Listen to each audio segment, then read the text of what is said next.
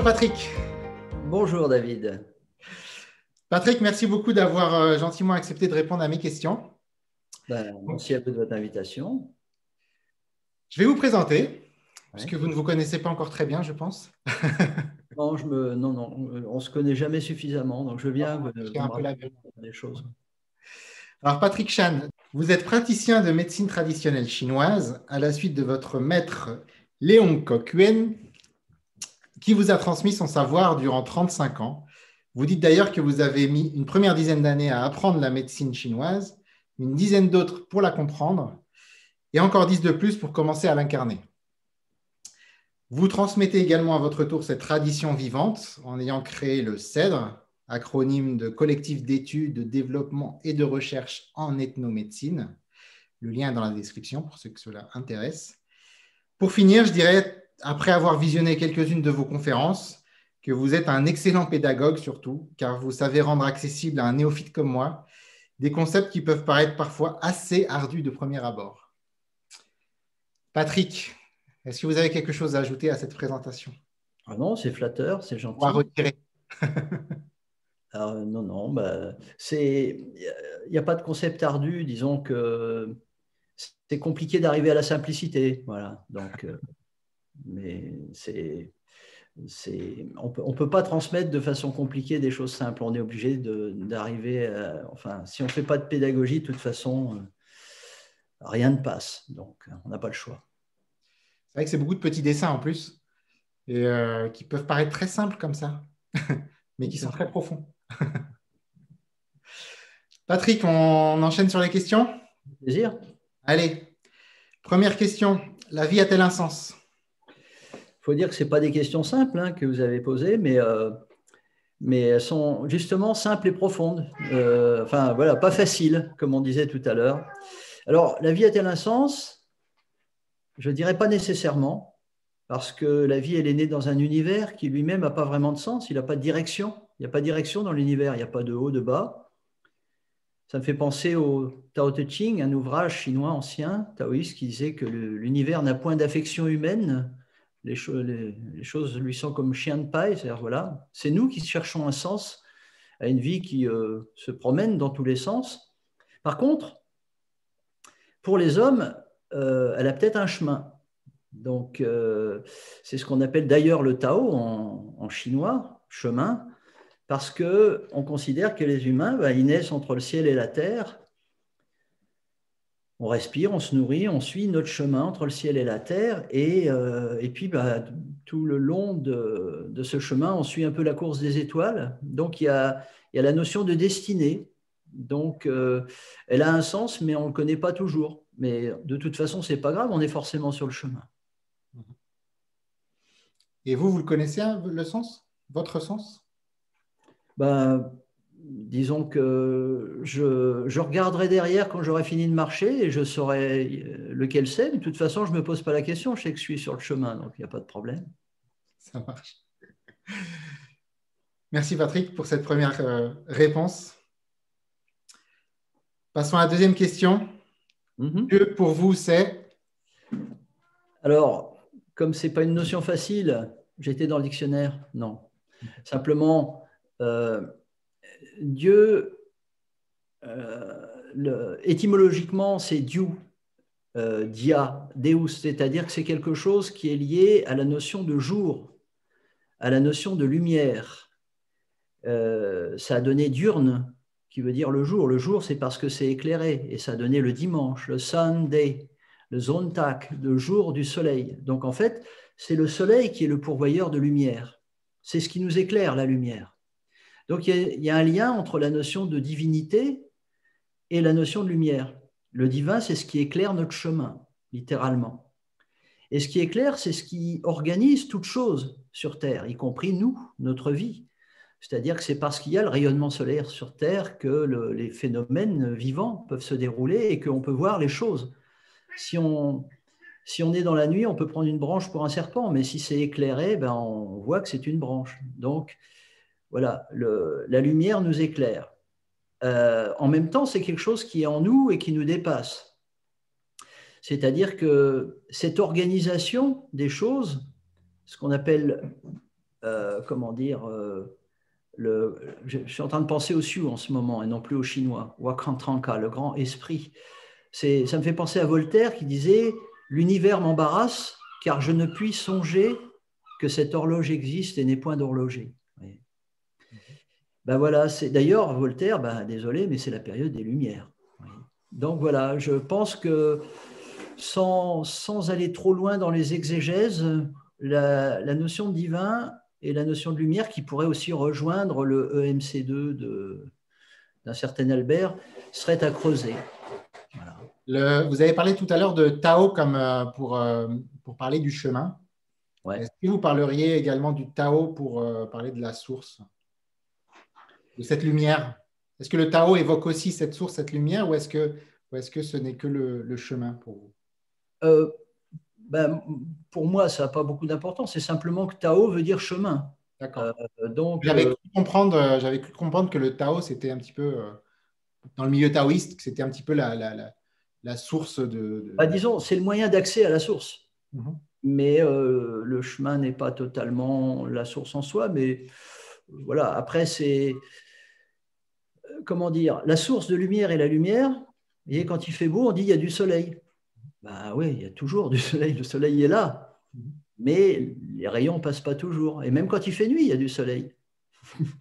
Donc, j'allais dire, c'est le même principe pour le Tao, c'est-à-dire que c'est le chemin qui compte, mais effectivement, le chemin et la source sont un peu indifférenciés. D'accord. Et est-ce que ça reviendrait également à la même chose que lorsque vous parlez de Shen? Shen en chinois désigne l'esprit, effectivement, c'est-à-dire la partie... En fait, l'idéogramme qui représente l'esprit en chinois, c'est un éclair qui traverse une personne. Donc, c'est une conscience organisatrice de nature lumineuse qui traverse l'être humain, qui passe à travers lui et qui l'éclaire, effectivement. On retrouve ces notions justement d'illumination, etc. Donc, vous voyez, en médecine chinoise, on parle de médecine énergétique, mais l'énergie, ça s'appelle E en mathématiques, la matière c'est M, et C2, c'est la vitesse de la lumière multipliée par elle-même, la lumière réfléchie. Donc, il y aurait une nouvelle équation un jour à essayer de résoudre, qui serait, est-ce que l'esprit, c'est pas la lumière par elle-même? Je vais vous laisser y songer. Ah bah, ça ne m'empêchera pas de dormir. C'est bon pour Dieu? C'est bon pour Dieu, oui, oh, lui, il va bien. Ça va. Passons alors à la question qui tue. D'accord. Deuxième question. Après la mort, stop ou encore? Jamais stop. Sinon, on en croit Lavoisier. Toujours encore, hein, mais de manière différente, possible, selon la façon justement où cette transformation a lieu. Ce que Chuang Tzu appelait la grande fonderie. Il disait, comment c'était la grande fonderie ne commet aucun crime, elle opère seulement des métamorphoses. Donc, il n'y a pas de crime. Il y a simplement une façon de retourner à cette fonderie pour redevenir autre chose. Donc, de ce point de vue, c'est intéressant de relire Montaigne, de lire le Bardo Todol, des choses comme ça. C'est-à-dire qu'on est dans de la transformation permanente. Et donc là, je suis une goutte d'eau en train de parler à une autre goutte d'eau. Et puis voilà, on retournera à l'océan bientôt. Et puis on se racontera encore d'autres histoires. Très bien. Donc, vous adoptez quelque part une position qu'on peut trouver dans le bouddhisme de fusion dans l'océan infini, quoi. C'est une sorte de fusion. Pas de permanence de la personne. Voyez, ça c'est du compost. J'ai mangé, c'est devenu moi. Vous savez, ceci est mon corps, disait l'autre. Et puis voilà, donc tout ce qui nous constitue, c'est des agrégats qui font partie du reste. Donc cette illusion, bon, d'accord, moi on a vu des vêtements pour donner l'impression qu'on est différent. Mais quand on respire, voilà, c'est le même air qui passe, le même virus en plus qui passe. Donc, oui, c'est bouddhiste, effectivement, peut-être cette notion d'appartenir à quelque chose d'un tout. Mais c'est une illusion, effectivement, d'être séparé du reste du monde. C'est clairement une illusion. En fait, la médecine chinoise, elle est basée sur 3 courants conceptuels qui sont le taoïsme, le bouddhisme et le confucianisme. Et en ce qui concerne la mort, c'est plus effectivement plus proche de l'approche bouddhiste qui a une vision spiritualiste des phénomènes, c'est-à-dire qui vit la mort de façon introspective. On le voit avec ces lamas qui meurent en méditation et qui meurent en conscience, en fait. Ça, c'est quelque chose de très intéressant, effectivement. D'accord. Et du coup, si on se projette dans quelques milliers ou milliards d'années, ça veut dire que tout le monde a fusionné dans l'océan. Et après, est-ce que pour vous, c'est cyclique? C'est-à-dire qu'il y a de nouvelles manifestations de manière infinie? Ou est-ce qu'il y a... on en revient presque à la première question du sens. Hein. Différent, oui, effectivement. Alors, c'est vrai qu'on parlait de lumière tout à l'heure. Un jour, c'est un jour et une nuit. C'est-à-dire, rien dans la nature n'est en demi-cercle. Donc, effectivement, la mort, ce n'est pas le contraire de la vie, c'est le contraire de la naissance. Mais la vie, c'est vie et mort. Simplement, ces cycles-là, on les observe dans la nature de façon très simple. C'est-à-dire qu'à chaque printemps, il y a des fleurs qui repoussent.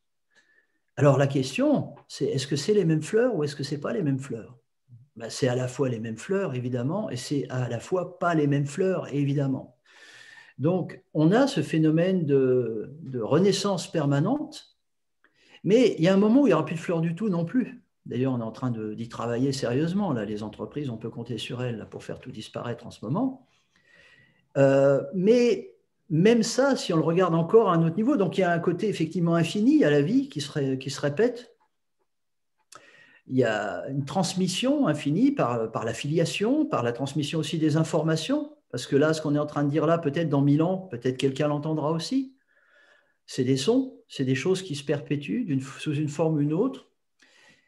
Mais tout ça disparaît un jour aussi. Mais disparaît, se transforme. C'est-à-dire, c'est une bougie, elle disparaît et elle donne de la lumière. Et cette lumière ne disparaît pas, puisqu'il y a des étoiles qui sont mortes depuis des millions d'années et on voit toujours la lumière. Donc, en fait, la lumière, elle reste à l'intérieur de ce grand vide. Donc, ça finira toujours en lumière. Je pense qu'on a fait le tour, c'est très clair. On peut passer autour d'un endroit si vaste, hein, c'est cool. On a fait un petit tour, on va dire. Non, qui représente un plus grand tour, qui représente un... La goutte d'eau, c'est l'océan, donc un petit tour suffit. Exactement. Le petit tour représente le grand tour. Quatrième question. Oui. Un personnage spirituel qui vous a marqué? Alors, je ne peux pas ne pas citer mon professeur, maître et ami, le docteur Léon Coq-Huyen. Donc forcément, il n'a pas pu ne pas m'influencer et lui-même représenter 15 générations de médecins, mais c'est une médecine qui remonte à l'époque d'Hippocrate, donc c'était philosophe, sage, médecin, c'était le même métier quelque part. En contemporain, j'ai eu l'occasion de croiser souvent les moines du Dalai Lama et de croiser sa sainteté le Dalai Lama plusieurs fois, donc lui c'est un peu un extraterrestre, mais c'est forcément, c'est un esprit sur pattes. Donc forcément, c'est quelqu'un dont, on parlait tout à l'heure du bouddhisme, moi je n'ai pas d'obédience particulière, mais effectivement, c'est des gens qui sont capables de surfer sur ce monde avec le sourire, c'est toujours intéressant. J'aurais pu citer aussi des personnes que je connais dans une réserve Lakota aux États-Unis, qui sont des personnes à la fois profondément enracinées à la terre et qui ont vraiment la tête dans les étoiles également, et ça c'est important. Sinon, spirituel, j'aime bien Desproges aussi, il est très spirituel, Desproges. Je vois bien votre caractéristique et votre caractère humoristique. Ça ressort bien dans vos conférences, notamment. En fait, l'humour, ça ouvre le cœur. Et quand le cœur est ouvert, on peut rentrer plus de choses. On peut comprendre plus de choses. Donc, les enseignements tristes, en général, ce n'est pas terrible. Merci. On arrive à la dernière question. Le livre ou le film, ou les deux, que vous recommanderiez à un ami en perte de sens? Alors, un ami en perte de sens, on ne va pas aller en chercher trop parce qu'il y en aurait beaucoup, mais si on veut faire quelque chose d'un petit peu profond, comme ça, spontanément, je repensais à Siddhartha de Hermann Hesse. Je n'en dis pas plus, les gens pourront aller voir. En film, je pensais à Dersu Zala, un film de Kurosawa, un japonais. Alors, c'est tous des vieux trucs, hein, mais c'est dans les vieux chaudrons, n'est-ce pas? Donc, voilà, Siddhartha, c'est l'histoire d'un jeune homme qui est en recherche, effectivement. Et ben, en fait, il va devenir le Bouddha à la fin, donc c'est cool. Dersu Zala, c'est un coureur de bois. C'est quelqu'un qui vit profondément en lien avec la nature. Et c'est là qu'est le sens, en fait, profond de la vie. Et donc, si on se coupe de la nature, on se coupe de soi-même. Donc, c'est deux choses qui sont très intéressantes. Après, s'il est en perte de sens et que ça le rend triste, il y a aussi la vie de Brian de Monty Python, parce qu'à la fin de ce petit film, il y a une jolie chanson qui est Always look at the bright side of life. Ça veut dire toujours voir le bon côté de la vie. Et ben voilà. Avec ces deux, trois choses-là, ça devrait être déjà une bonne bibliothérapie, on va dire. Vous aviez également conseillé un autre film dans une de vos conférences, je ne me rappelle plus lequel. Ah, ouais. Chance. Bon, je le mettrai en description. Je ne l'ai pas encore vu, j'allais le voir justement. Et c'est un film sur le mari qui meurt, je crois, et qui au-delà de nos rêves. dans un tableau ou quelque chose comme ça, non? Au-delà de nos rêves. Au-delà de nos rêves, voilà. Avec Robin Williams, je crois. Oui, c'est ça. Voilà. Ouais. Oui, alors ça, c'est déjà pour les gens qui se posent des questions sur la question plus particulière de l'après, quoi. Je ne parle pas du monde d'après, je parle enfin si, en quelque sorte, mais voilà, de la mort et des notions de paradis et d'enfer. Très bien, merci beaucoup Patrick. Ben, merci David, parce que enfin, moi j'admire les gens qui posent des questions un peu sérieuses ces temps-ci, parce que voilà. Ouais, je pense que la période est propice à ce genre de questions. Oui, vous auriez pu me poser des questions sur le prix d'un costume pour un homme politique ou des choses comme ça. Il y a des tas de choses qui passionnent des tas de gens. Espérons que la vidéo ait autant de succès que les questions que vous venez d'évoquer. Bah, écoutez, en tout cas, on y contribuera. On va échanger aussi parce que c'est sympathique. On dit au revoir aux auditeurs. Merci beaucoup. Au revoir. Merci beaucoup. À la prochaine. Au revoir. Salut.